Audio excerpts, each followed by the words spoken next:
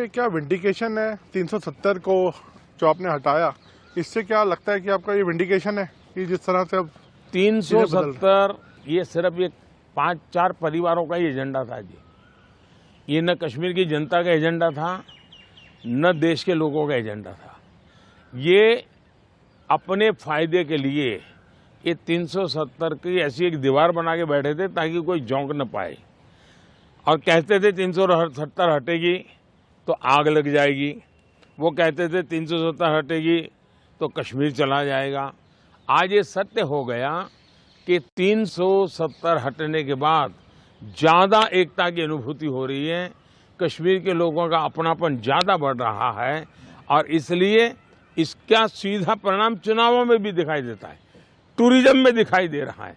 G20 summit वहाँ होती है, बड़े शान से कश्मीर ने उनका स्वागत किया पूरी दुनिया का, और इसलिए ये कैसे झूठी दीवारें खड़ी कर करके देश को टुकड़ों में देखा गया, इसका ये उदाहरण है, और उसको मैंने ध्वस्त किया है। सर वेल्थ क्रिएटिव क्या विंडिकेशन है 370 को जो आपने हटाया, इससे क्या लगता है कि आपका ये विंडिकेशन है कि जिस तरह से अब 370 ये सिर्फ एक 5-4 परिवारों का ही एजेंडा था जी। ये न कश्मीर की जनता का एजेंडा था, न देश के लोगों का एजेंडा था। ये अपने फायदे के लिए ये 370 की ऐसी एक दीवार बना के बैठे थे ताकि कोई झोंक न पाए, और कहते थे 370 हटेगी तो आग लग जाएगी। वो कहते थे 370 हटेगी तो कश्मीर चला जाएगा। आज ये सत्य हो गया कि 370 हटने के बाद ज़्यादा एकता की अनुभूति हो रही है, कश्मीर के लोगों का अपनापन ज़्यादा बढ़ रहा है, और इसलिए इसका सीधा परिणाम चुनावों में भी दिखाई देता है, टूरिज्म में दिखाई दे रहा है।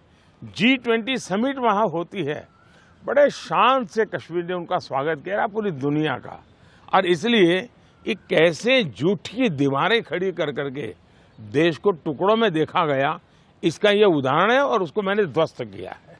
सर वेल्थ क्रिएटिव क्या विंडिकेशन है 370 को जो आपने हटाया, इससे क्या लगता है कि आपका ये विंडिकेशन है कि जिस तरह से अब 370 ये सिर्फ एक 5-4 परिवारों का ही एजेंडा था जी। ये न कश्मीर की जनता का एजेंडा था, न देश के लोगों का एजेंडा था।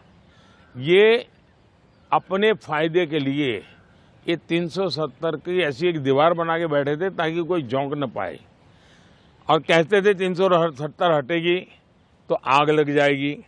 वो कहते थे 370 हटेगी तो कश्मीर चला जाएगा। आज ये सत्य हो गया कि 370 हटने के बाद ज़्यादा एकता की अनुभूति हो रही है, कश्मीर के लोगों का अपनापन ज़्यादा बढ़ रहा है, और इसलिए इसका सीधा परिणाम चुनावों में भी दिखाई देता है, टूरिज्म में दिखाई दे रहा है। G20 समिट वहाँ होती है, बड़े शान से कश्मीर ने उनका स्वागत किया पूरी दुनिया का, और इसलिए ये कैसे झूठी दीवारें खड़ी कर करके देश को टुकड़ों में देखा गया, इसका ये उदाहरण है, और उसको मैंने ध्वस्त किया है। Sir wealth creative